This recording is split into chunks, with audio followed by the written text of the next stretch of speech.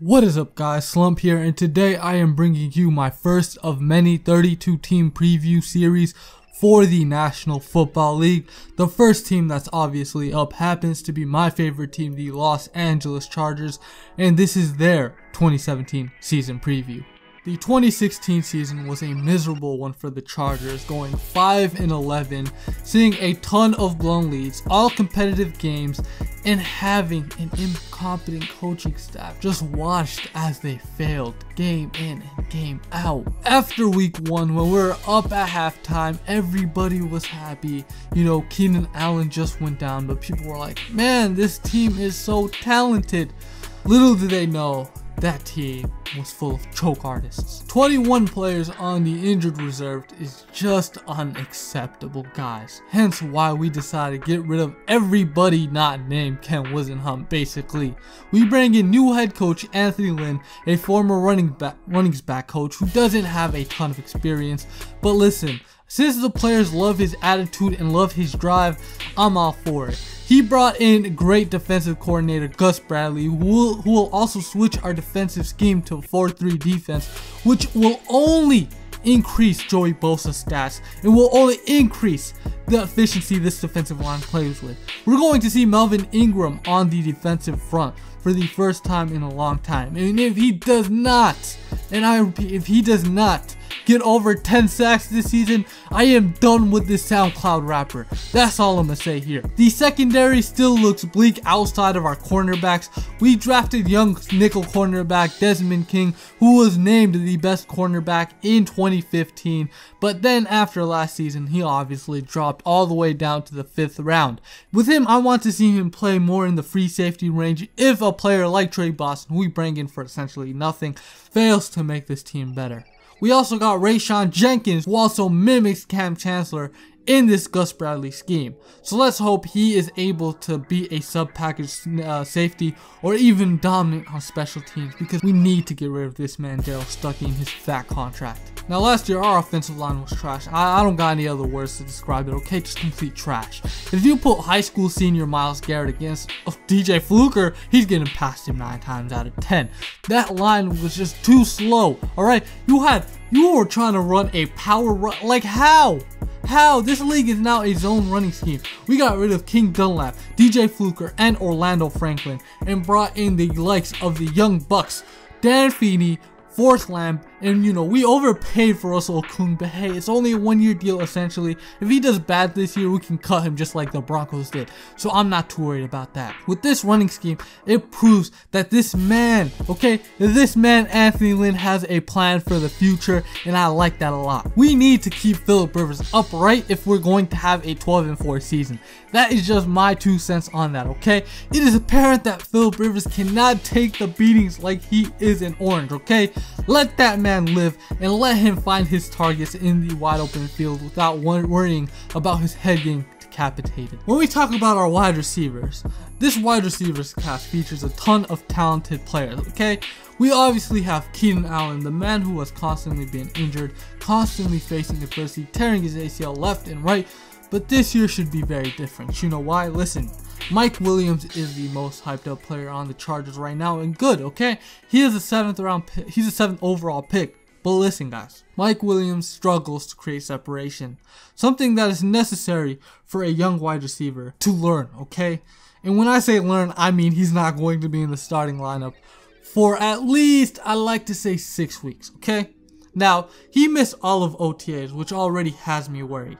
I truly think that he's not going to be ready in time for the regular season. I know what you guys think. Oh, Joey Bosa's defensive end, okay? He doesn't need to learn timing with his quarterback. He doesn't need to get it down. Mike Will, on the other hand, does. I think Mike Will is going to be the one who pays, and Keenan Allen's the one who thrives this upcoming year. I also see players like Travis Benjamin not doing the best, but getting more consistent, okay? I don't see him playing as much snaps as he did last year. Obviously, we have a better receiving core this year than we did last. And with Tyrell Williams fully dedicating himself to the slot, you know why I'm happy for this man Tyrell going into the slot? Yes, it's not ideal for you fantasy football pundits, but his slant route is money. That's the one route I can go to on third down and guarantee a catch. He is going to put up solid numbers. Obviously not as good as last season. Last season he was basically the only option along with Dontrell Inman. This season I see him getting around 800 yards, 850 to like 7 touchdowns. When we talk about Dontrell Inman, we need him to do bad this year, okay? Listen, Charger fans, he is going to be a free agent next season. If he ends up becoming our second string wide receiver next year, he's gone. He's going to a team like the New York Jets for an $8 million a year deal. Let's not have that happen.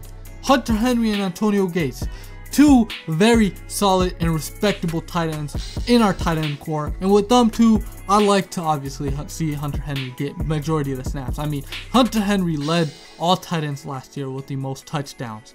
We gotta continue that growth. We need to feed him the ball. He might be the next coming of Gronk and we don't even know it. Get him the ball, have him play the majority of the snaps. He's a top 10 blocking tight end in the league, and when he's that young, you gotta give him the opportunities. Let's get at it and have him play about 75% of the snaps like next season. That's what I'm hoping for. Have Gates in for obviously the red zone and third down situations, but Hunter Henry should be the go-to tight end next season. Now, our cornerbacks obviously beautiful. Like I said, guys, Desmond King, young buck coming out here. Steele, in my opinion, might have the same impact as Jatavis Brown did last season, especially if Jason Verrett goes down yet again. Let's hope that doesn't happen. Trevon Reed was a gem last season. He came in and produced like nobody knew who this guy was.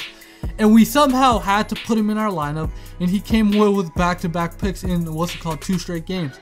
I respect this dude. I hope he has been grinding this summer because I would love to see his game even improve even more. Casey Hayward, obviously a top 5 cornerback in the league. He proved that to us last season. Everybody prior to the season thought he was going to be our slot guy. Little did they know he was going to be covering the #1 wide receivers of the opposing teams.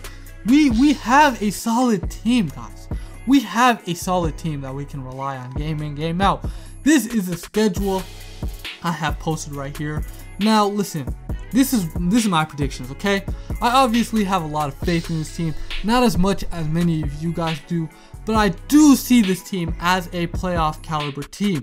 This team is loaded with talent, okay? Our defensive line, our linebacking core, those two positions, in fact, have great depth, okay? A lot of people don't even know who Karan Reed is. Little do they know, when he was on the field before, he popped his Achilles, tore his ACL, he was dominating for us. Now, a lot of people are going to be talking about, Danny Woodhead's gone. Why don't you talk about him? Well, listen. He is a traitor. I don't like talking about snakes, okay? Ken John Barner is going to have to come in and play a viable role for this team. I think he's going to make the 53-man roster, him being a receiving back and all. Melvin Gordon's hands are not bad by any means. He just has to get smarter. This just proves that Melvin Gordon has the green light from Anthony Lynn. This is Melvin Gordon's team now. He's going to be the one who's going to have to carry the load.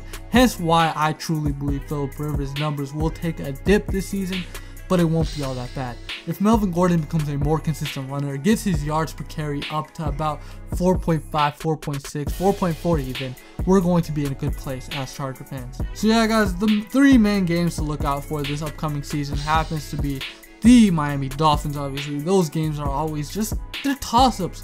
Like, it's on and off. Like, each year, this is the year that we should win in terms of the pattern that I'm seeing. Like, whenever they win the year prior, we end up winning the next year. And when we win, they win. It's just how it goes. The Dallas Cowboys, obviously, Thanksgiving game in front of everybody on national television. This game is going to boost the players' confidence if we can end up walking away with a win.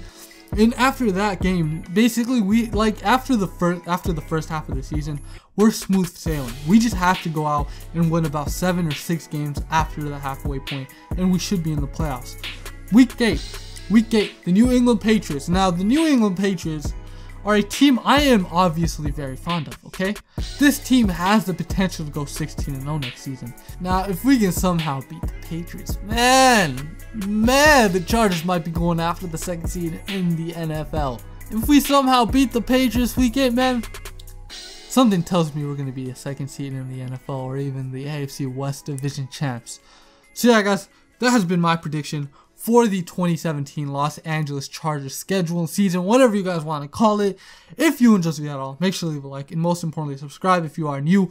And if you guys want to put in a request for the team I should do next, you know, I currently have 2 teams that I'm working on, but I will squeeze your teams on higher up on the list if you guys comment what your team is and when you guys want it done. So yeah, have a good one, guys. Peace out.